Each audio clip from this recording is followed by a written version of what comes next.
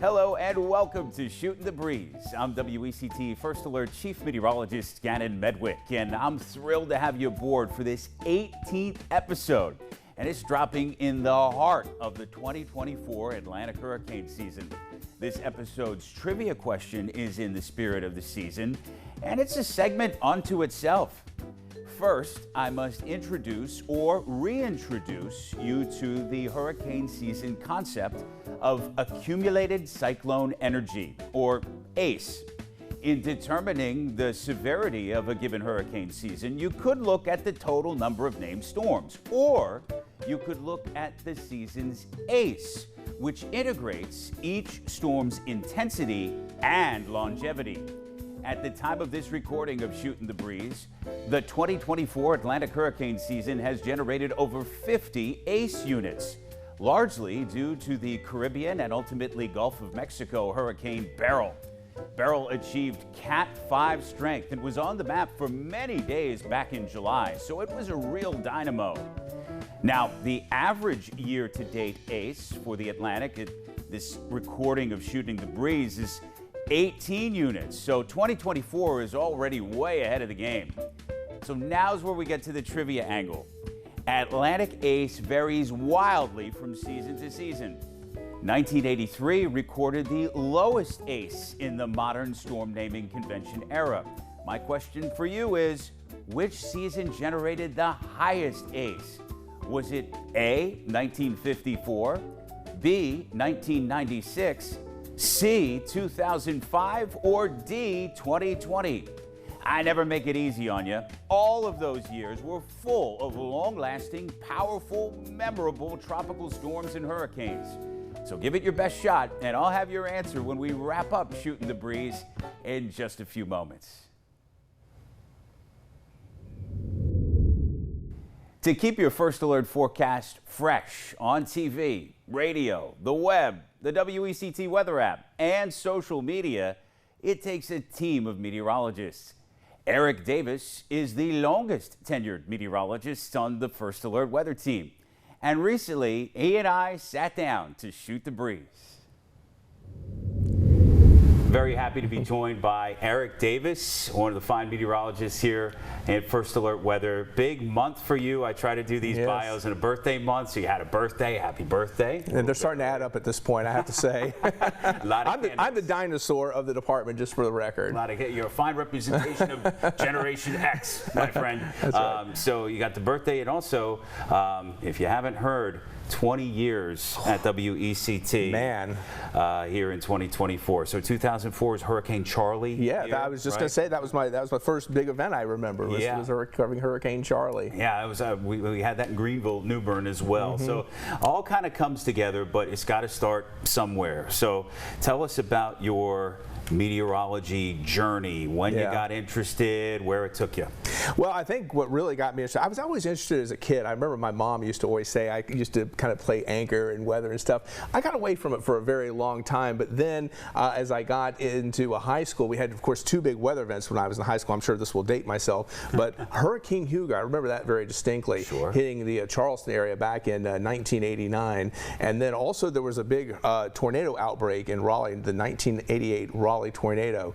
It was I think it was then called an F2 tornado, and it really did a lot of damage. And there's actually a guy in my high school who actually tried to save the life of somebody who was in that tornado. Unfortunately, he wasn't successful, but that really had an impact on me. And of course, it turned a Kmart that was in town at the time into complete rubble. It was really, really destructive storm. Actually, I think it was F3 now, as I remember it. Gosh, yeah, really hyperactive time in weather in the Carolinas, in central North Carolina specifically, the late 80s. So from there, I feel like you stayed home.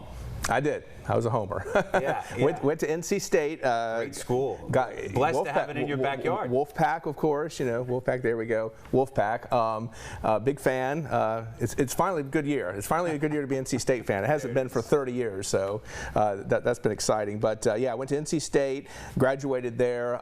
From there, I went to Mississippi State. That was where I got my my first experience in television. Really was kind of there. I interned at WTVD in Raleigh, but then I got my first on-air experience kind of at Mississippi State in their broadcast meteorology program. And then for about 9 years, I was kind of all over the place. I left the state of North Carolina. I was in Rapid City, South Dakota for a little over a year. I was in Parkersburg, West Virginia.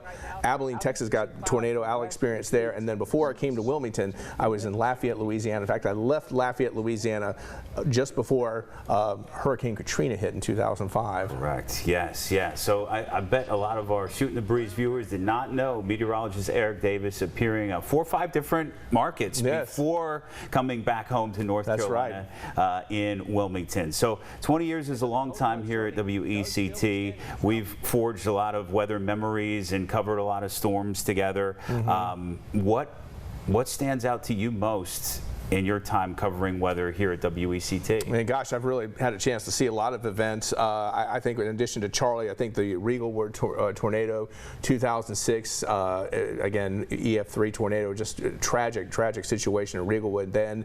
I think another one that people forget, there was a post-tropical cyclone, Nicole, that hit us in 2009, over 20 inches of rain. Yeah. Oh, yeah.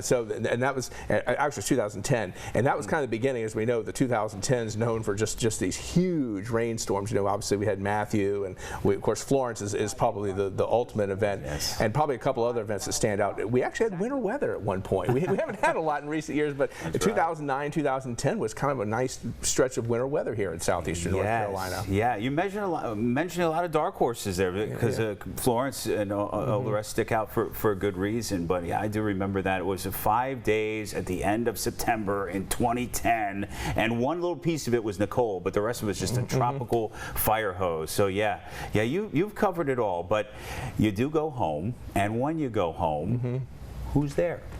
When I go home, it's right now it's my wife Elizabeth, because my kids have actually grown up at this point. I've got my son Winston, who's now actually working in Durham right now at Wolfspeed, but he was at Boston University. He's got an engineering degree, and my other daughter, Anna Scott, is now at Western Carolina. She's musical theater. Two totally opposite kids there, and of course I've been married to my wife.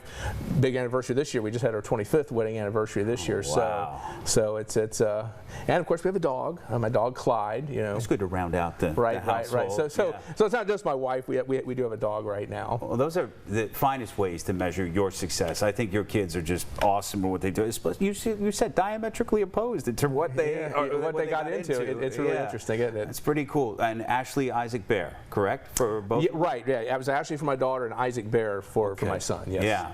Well, Eric, that is all keeping you busy, but in your free time, I know you love the area. What do you like best about living in Wilmington? I love the area. I mean, the beaches are wonderful. I mean, I'm a big seafood fan. Love to get out to get some seafood when I can. And I haven't done it a lot recently, but I've been kind of busy with other things. But if I ever get a chance, I'd like to get back into golf. And I'm a tennis player. I like athletics. You know.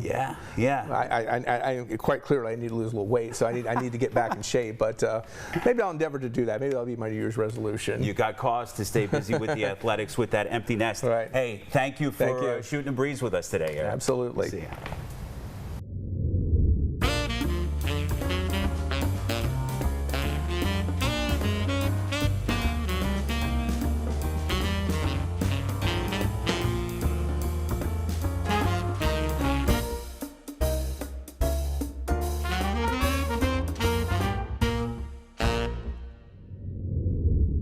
In the warmer months, your First Alert Weather Team, in partnership with the National Weather Service Weather Forecast Office here in Wilmington, showcases the rip current risk for the day ahead. You can catch these important outlooks for both the east and south-facing beaches of the Cape Fear region in our broadcast segments and digital products.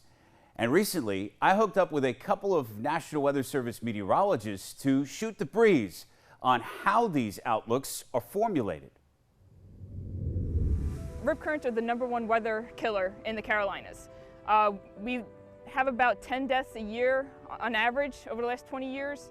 Meteorologist Victoria Oliva leads the surf program with the National Weather Service ILM Forecast Office, where the analysis, alerting, and warning of rip currents is treated just as seriously as other potentially deadly hazards like tornadoes and flooding. ILM's warning coordination meteorologist, Steve Pfaff, explains a lot of ingredients go into each day's rip current risk outlook, be it low, moderate, or high.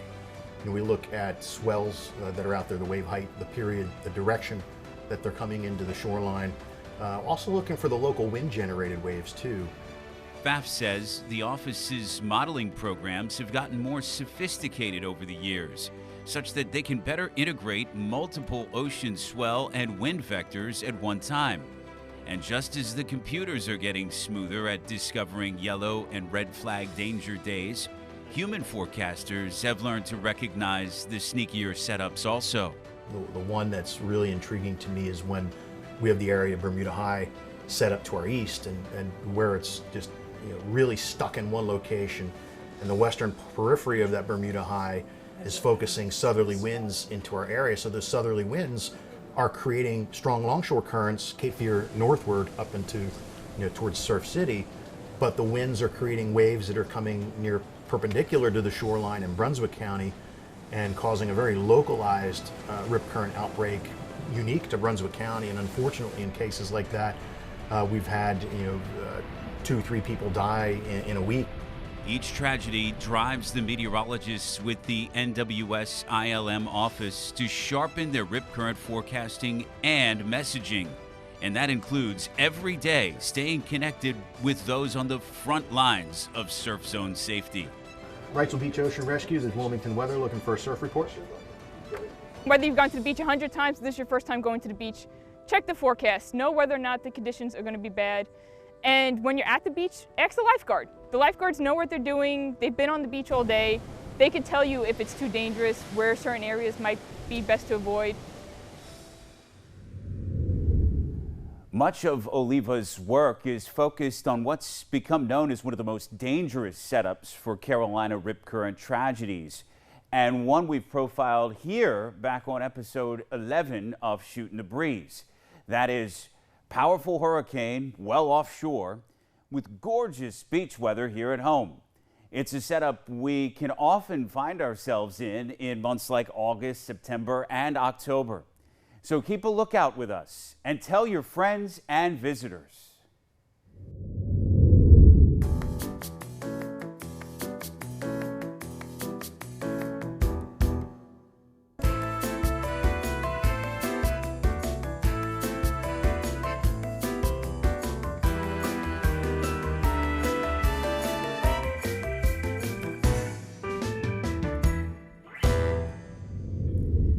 Now it's time to see how you did on this episode's trivia question based on the telling hurricane season metric of accumulated cyclone energy, or more simply, ACE. 1983's Atlantic season posted the lowest ACE of any season in the modern storm naming convention era.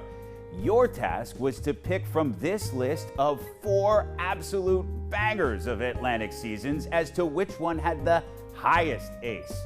Congratulations to you if you selected the season that featured the powerful and long-lasting storms of Dennis, Katrina, Rita, and Wilma. Those storms were the chief agents in pushing the 2005 Atlantic hurricane season to nearly 250 ACE units, the highest in the modern storm naming convention era, and eclipsed only by 1933's 259 units for broader historical context. That's it for this 18th episode of Shootin' the Breeze. Feel free to connect with me on these platforms. If you have a question about a topic you saw here on Shootin' the Breeze, if you have a suggestion for a Cape Fear or Carolina weather item you'd like to see covered in the future, or if you just want to say hello and what's the good word. And as always, WECT.com/anywhere is a great place to find more unique WECT OTT content. Hope I'll see you here for the next episode of Shootin' the Breeze. In the meantime, take care.